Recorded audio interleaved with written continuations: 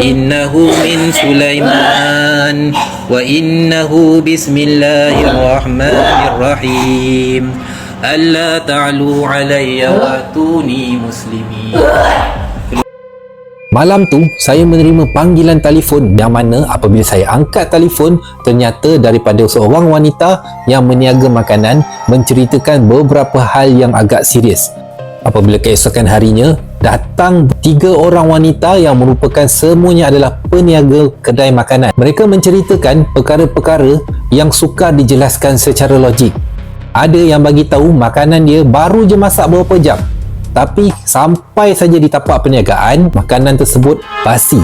Dan ini berlaku berkali-kali. Salah seorang daripada mereka mengatakan dia selalu rasa sakit badan, rasa lesu, rasa tak larat dan malas sangat apabila untuk pergi berniaga. Salah seorang daripada mereka tetap meneruskan perniagaan dan tidak peduli apa yang berlaku. Tapi berlaku hal-hal aneh seperti mendengar bunyi dentuman kuat di atas bumbung kedai mereka, terutamanya ketika waktu maghrib.